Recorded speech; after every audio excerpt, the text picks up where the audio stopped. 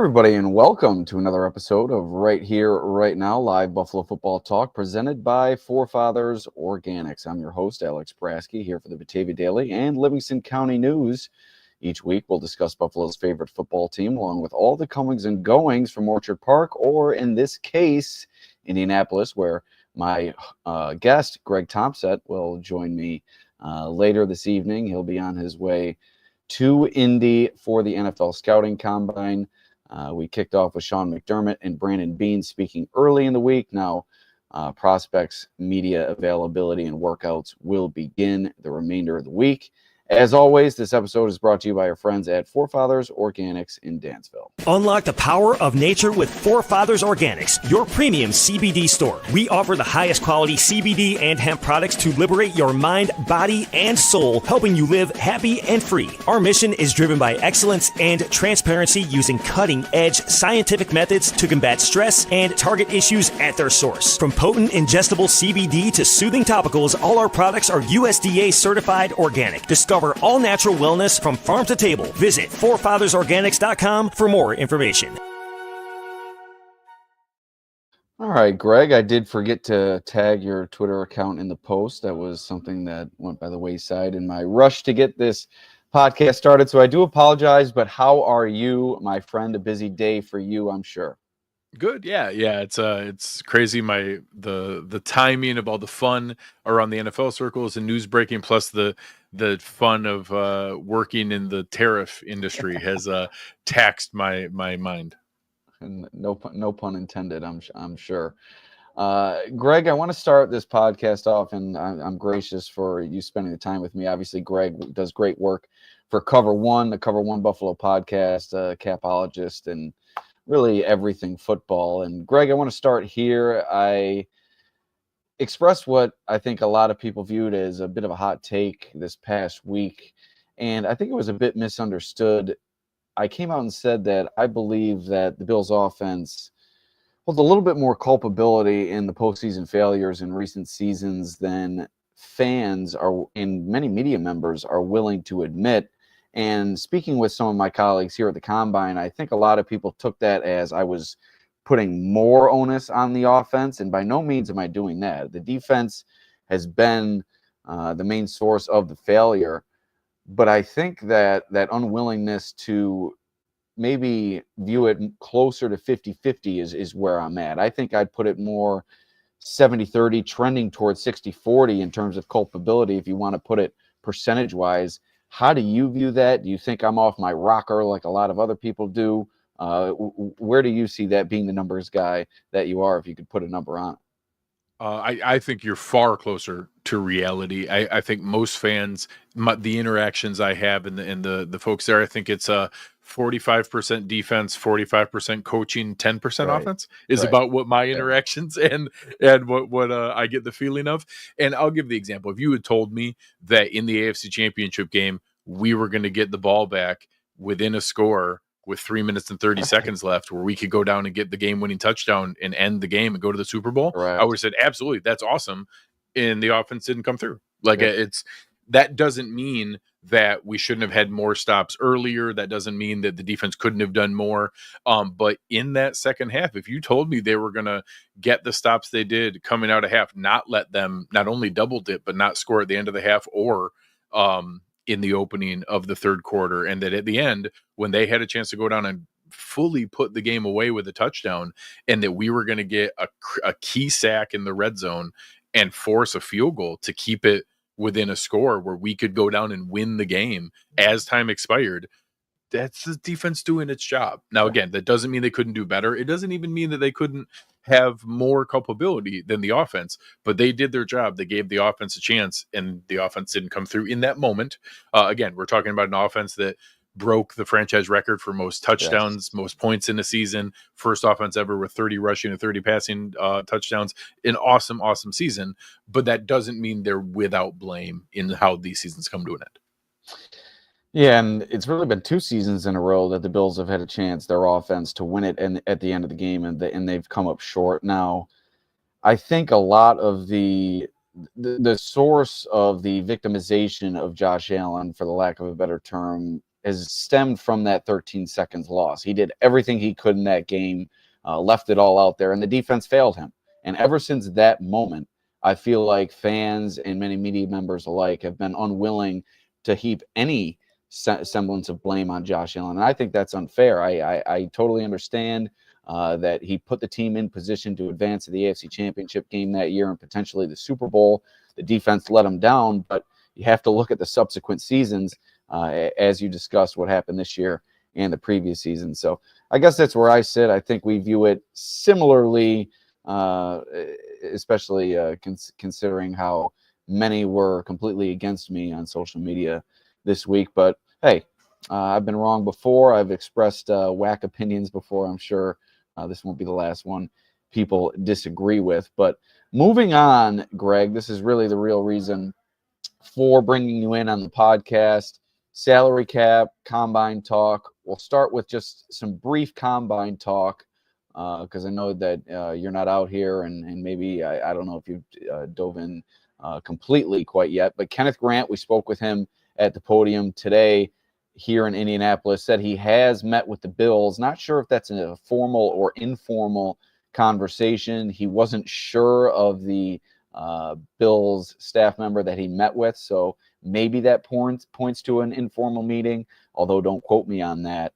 But this is a mountain of a man. This is a man that can move at his size. It seems like everything the Bills need on the interior defensive line, and he compared himself to Dexter Lawrence, a Vita Vea. I think if the Bills got that in Kenneth Grant, if they were able to land him at their draft position, I think they'd be quite pleased. What are your impressions of Grant from what you've seen from him on tape, your research, and what you've heard from others? So obviously, as a large human advocate, I'm a big fan of Kenneth Grant, and obviously seeing a man at his size move that way. You talk about the annual freaks list when it comes out, a guy that is probably going to weigh in at I think he said 332 at the podium, and likely could run like a 4.8 40. That's insane. Now I don't think I could run 4.8 or quite frankly anywhere close to that. I'm certain I can't. Yeah. I will say, if he was in the Vita Vea, Dexter Lawrence tier, the Bills can't draft him because he'd go where those guys got drafted. But I don't think that managing a little bit of expectations doesn't mean you should be very excited about a player. If he was available and is the Bills pick at pick 30, that's a slam dunk. I think he's the exact kind of player who's worth 100% a first round grade and a very capable player. And if that's the guy that ends up being there and is the best player on the board, would be very, very happy. He's already got the lingo down too. I asked him what he would be looking for in terms of a running mate at the NFL level, what helps complement what he's able to do in terms of the player lining up beside him. And he said, hey, if I eat, he's going to eat. If he eats, I'm going to eat. So he's already got the everybody eats mentality down. So that's one step closer to him being a Buffalo Bill. But we also heard from his teammate before, first name escapes me, Graham, I believe, from Michigan. Mason Graham, yeah. Yeah. Are there any others, I'm sure that there are, in terms of the defensive line, we'll stick here right now, that suit your fancy for the Bills in terms of fit, somebody that may land at 30 or potentially in the later rounds that you think that they could get a steal on? Yeah, I mean, I think there's a couple of them. Tyleik Williams out of Ohio State is a very, very common one that you see there. Derek Harmon out of Oregon. Yep. Walter Nolan is a guy from Ole Miss who will very likely go. Mason Graham and Walter Nolan are guys who will not be there on the board for the Bills, but are fantastic players. But then you get into, right now, I always joke, there's nothing we're more consistently wrong about than assuming we know who's going to go where in the NFL draft.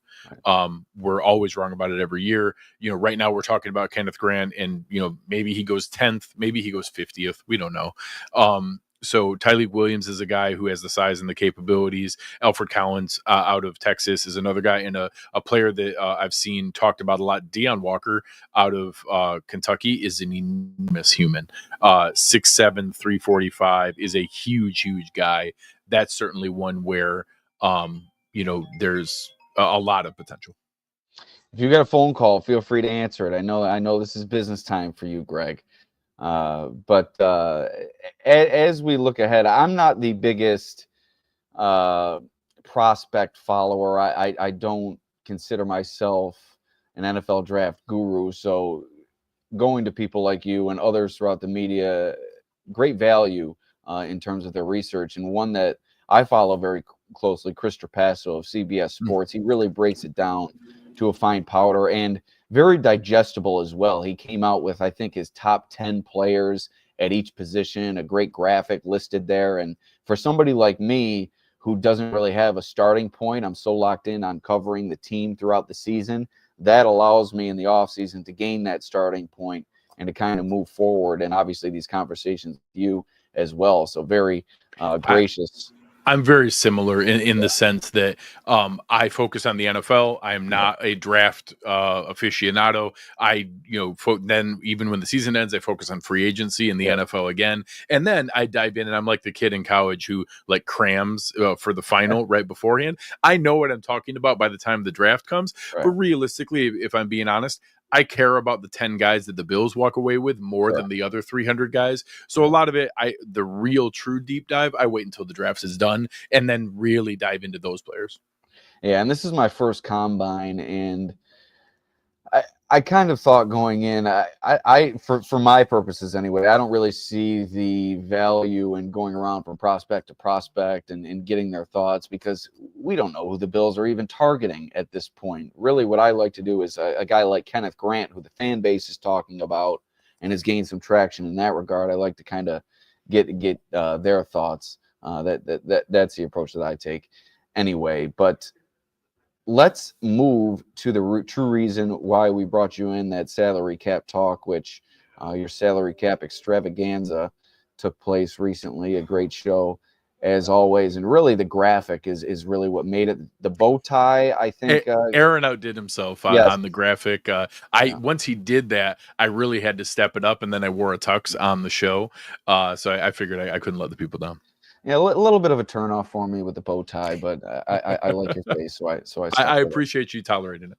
Yeah, but the Bills did come out, and we talked a little bit about this with Bruce Nolan on the previous podcast, but it doesn't hurt to go back around again. Salary cap projecting to fall between $277.5 and $281.5 million. I think that's good news for the Bills. Obviously, that's going to put them about $10 million over the cap, if I'm not mistaken. And before I go any further, could you just give us your breakdown on how things sit right now? Yeah, I think that those numbers make a lot of sense. I was hoping it would come in closer. My projection was 283. So I hope it comes in closer to the 281.5 than the 277.5. But there, when you talk through the false floor they had to put in 2020 to stop it from like completely decimating all the different pieces that are there, I think that it had more of an impact than people realize. And I actually thought they were done kind of paying back that smoothing last year. And they actually had one more kind of adjustment to make this year to pay back that amount. And that's why it wasn't quite as big of an increase as what we expected. And as far as the free agents that they hope to resign, how do you expect them to go about that? If you could briefly touch on some restructuring. I went over it with Bruce, but that was kind of secondhand information from Joe Buscaglia at The Athletic. I know that you're more well-versed on that. What can they do to get themselves in a better salary cap situation? And then I'll follow up with one more before I let you go after this. Sounds great. Yeah. So again, I'll call back and give my own show a promotion on the salary cap extravaganza. I've prefaced it by saying, in a vacuum, any transaction we did on that show, I would feel fully comfortable supporting that. Hey, this is a realistic thing that Brandon Beane either could or will do. We just did more of them than what Brandon Beane's going to do. But we didn't do anything crazy. We didn't have like wild things that aren't really going to happen, or players that they probably won't even touch the contract on, or extensions they wouldn't even consider.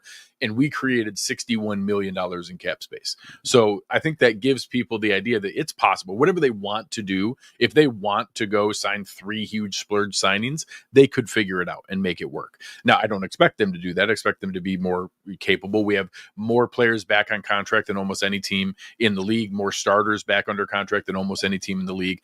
But you can look at some easy ones. When I look for who should I restructure, my first criteria is guys who are young, healthy, and aren't going to be cut in the next 2 years. So if you tell me that they want to restructure Ed Oliver, Spencer Brown, Taron Johnson, Deion Dawkins, there's no scenario that even the combination of a bad season and an injury, all of those guys are going to be on this team in 2025 and 2026. So how we shuffle the money around has very little impact on the likelihood of it. Obviously, Josh Allen is the big one.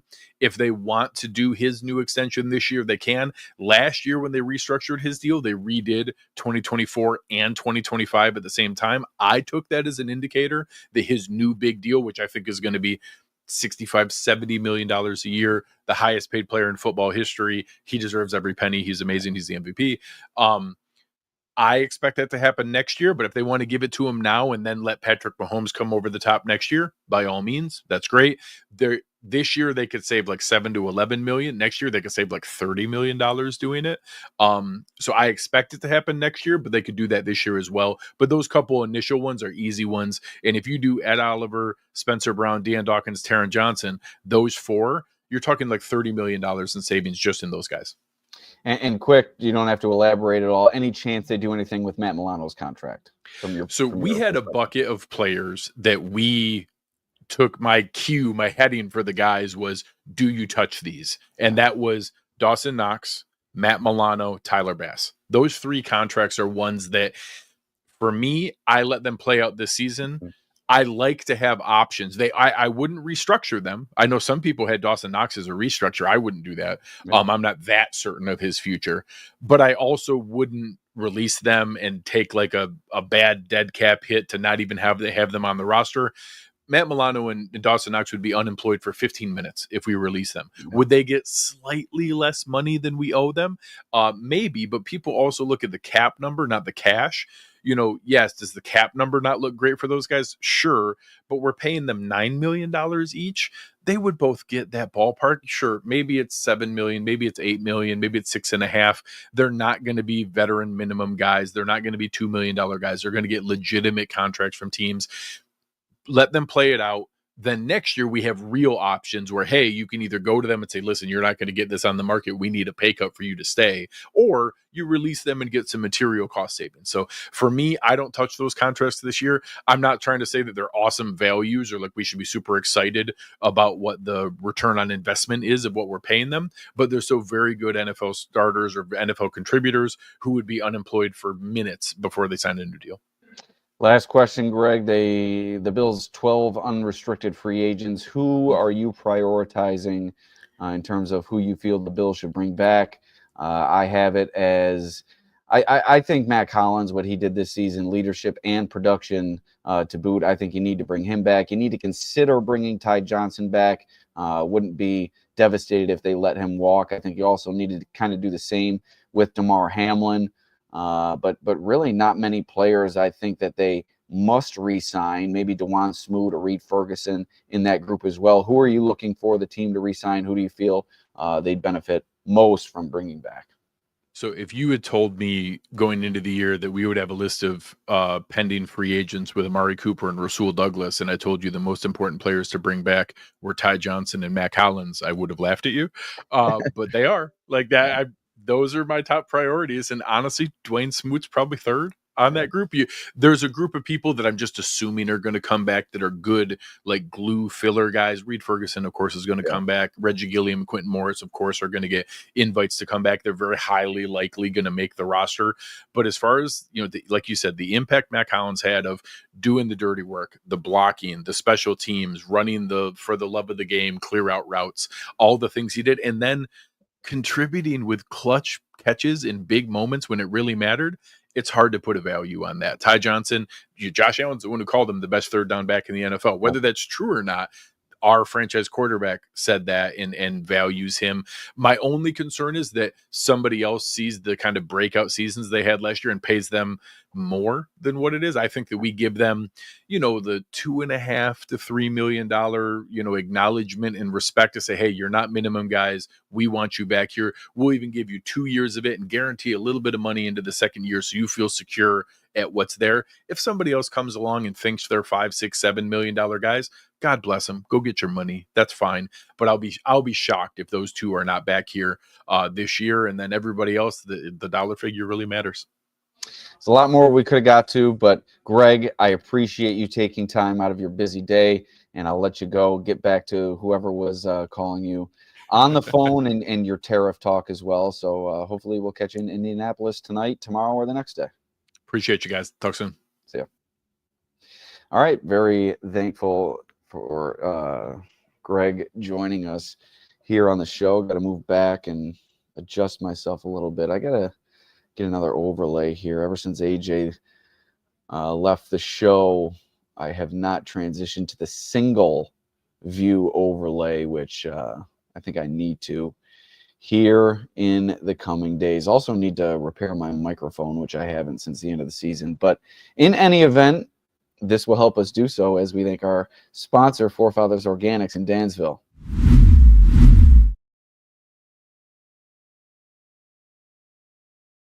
At Forefathers Organics, their mission is to liberate, educate, and innovate with the highest quality CBD and hemp-derived products for your mind, body, and soul so you can live happy and free.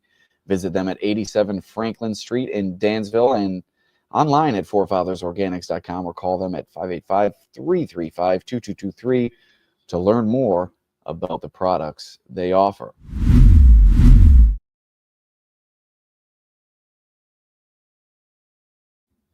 All right, and to close the show, I want to get to some questions from fans that were submitted for the most recent issue of Bills Digest, available digitally now, billsdigest.com. Also coming to you via U.S. Postal Service within the next week or so.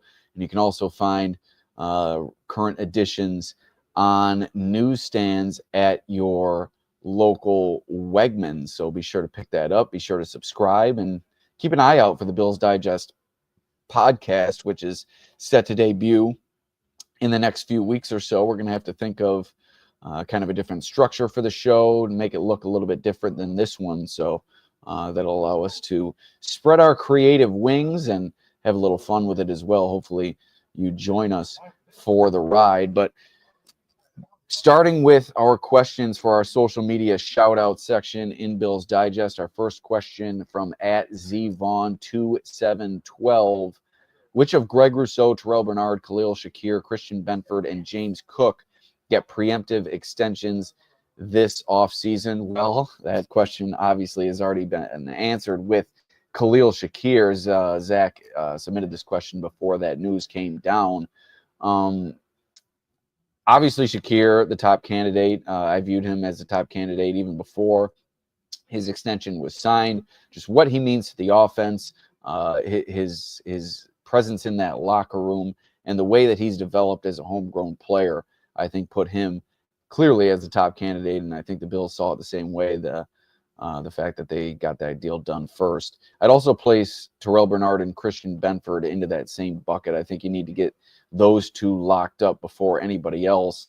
And then obviously Greg Rousseau in line for a contract extension. However, if the Bills are to go out and make a move, perhaps for a Myles Garrett, perhaps for another pass rusher of that ilk, I think you may have to include Greg Rousseau in that deal along with a few draft picks. So there's a chance that Rousseau could be on his way out the door if the Bills are able to land a big fish on the trade market. As far as James Cook is concerned, if the Bills can get him to lower his price tag to about $10 million, I'd be all for it. I think even somewhere around the $11-12 million range, I think I'd consider it. But anything beyond that, I think is out of the Bills' price range. And if he does stick to his guns and ask for that $15 million, I don't think he's going to get it from the Bills. I think you might see him traded before this season starts. Bills Mafia Babes, the next question, asked, which of our free agents do you most want to see re-signed for the upcoming season? And Greg and I discussed this at the, not the top of the show, but a few minutes ago on the show.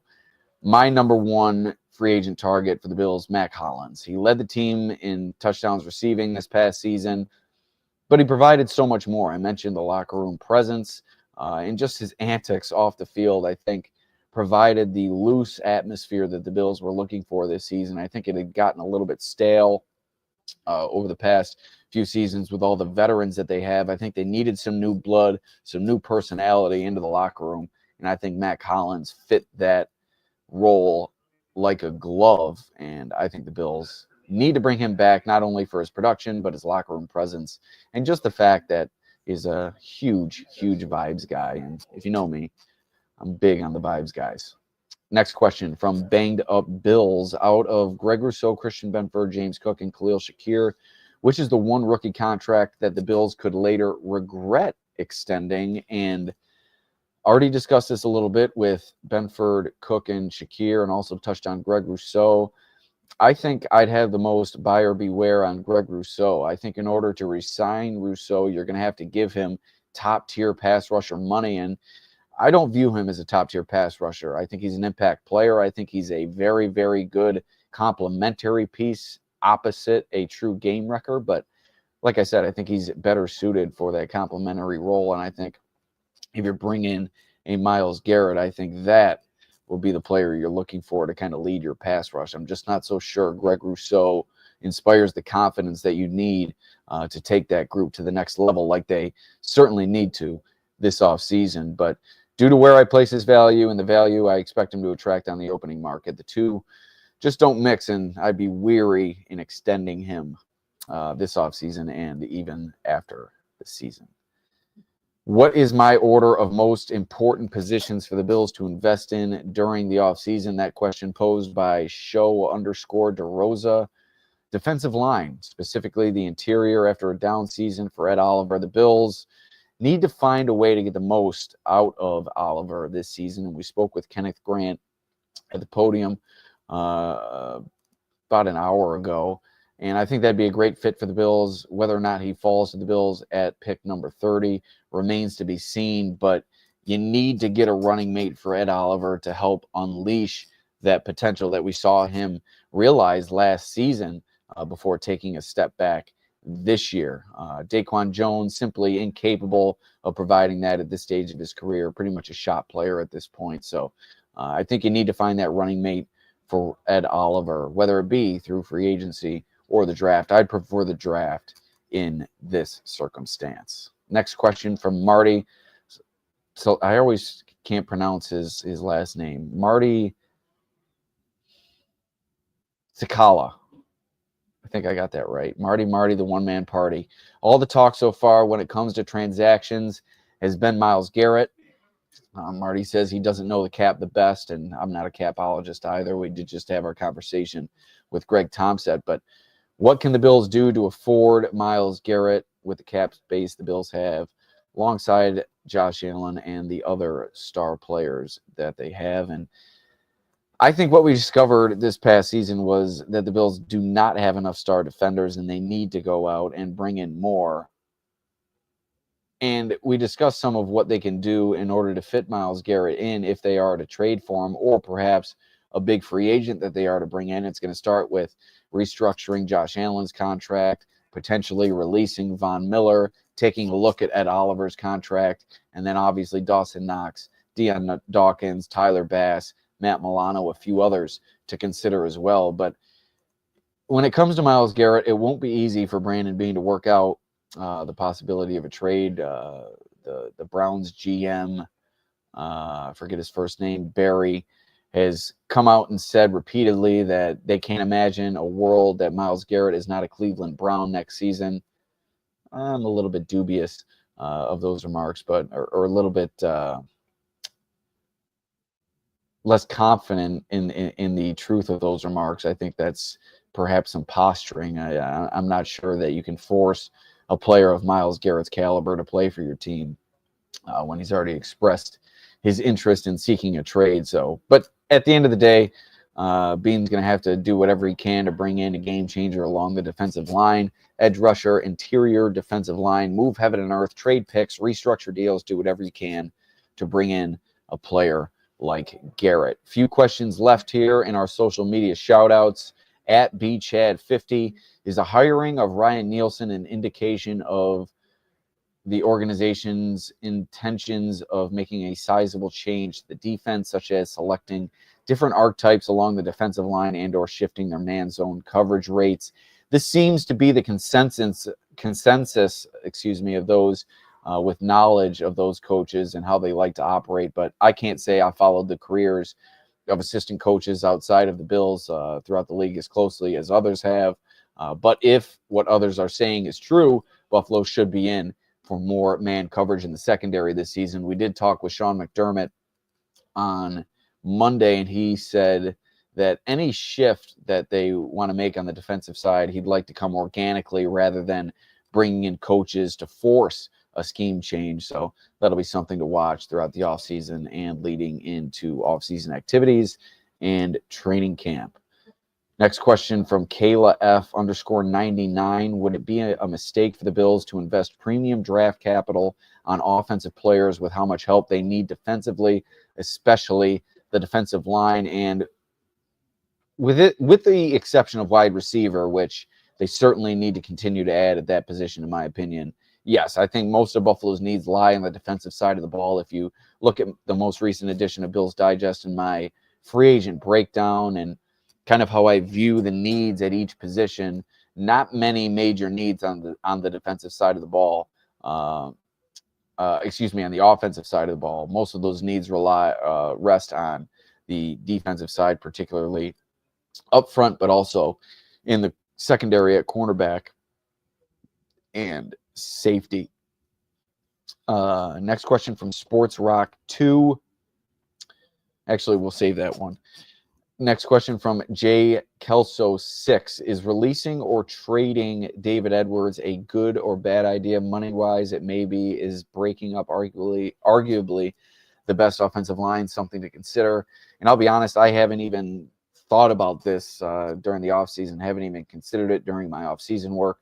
Perhaps I should have. I'll go back and take another look at it. But Buffalo is up against the salary cap. They're going to have to do some gymnastics, but they figured out this offensive line, and David Edwards really inserted into a starting role for the first time with the Bills this season, performed exceptionally well. So I would not advise that. I think that would be cutting off your nose to spite your face in a sense. And final three questions. We'll have a little bit of fun with these.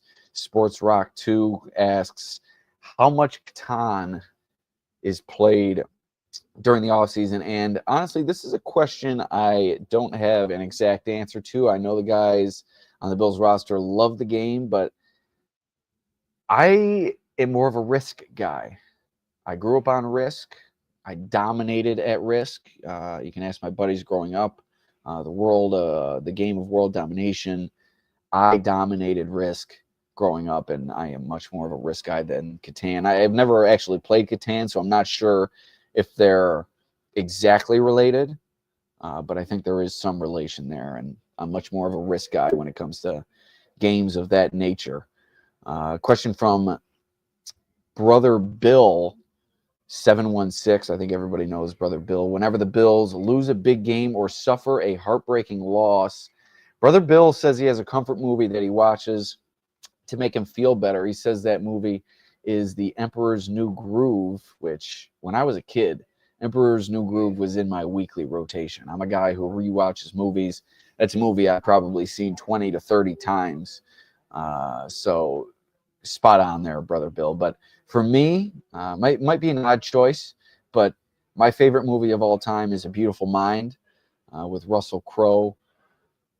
Like I said, an odd choice, maybe not a feel-good film in the entirety of the film, but the message that it sends, especially at the very end, very feel-good in nature, and just a reminder that there's greatness all around us, even in places and people we least expect.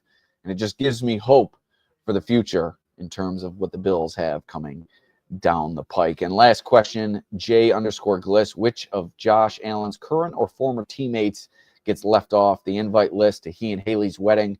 Easy answer, Stephon Diggs. Once again, we'd like to thank our sponsor, Forefathers Organics in Dansville, and we'll get on out of here. Unlock the power of nature with Forefathers Organics, your premium CBD store. We offer the highest quality CBD and hemp products to liberate your mind, body, and soul, helping you live happy and free. Our mission is driven by excellence and transparency, using cutting-edge scientific methods to combat stress and target issues at their source. From potent ingestible CBD to soothing topicals, all our products are USDA certified organic. Discover all natural wellness from farm to table. Visit forefathersorganics.com for more information. Marty, sorry I didn't get to your question. I don't know the answer to this one. Greg didn't have a lot of time today, so didn't want to monopolize his time. I'll ask perhaps Joe Marino this question when I talk with him later today at 3:30. But thank you for joining us right here, right now, live Buffalo Football Talk, continuing to pump out these podcasts live from the NFL Scouting Combine. Stay tuned, and please follow, like, share, subscribe wherever you get your audio podcasts, and also subscribe to the Batavia Daily News YouTube channel. Trying to get that a little bit more traction as we move forward. We've had a great response on X throughout the course of the podcast since we started, but trying to transition some of the viewership over to YouTube, and we'll start that process here over the next few weeks. So as I said, thank you for joining us, and we will see you next time.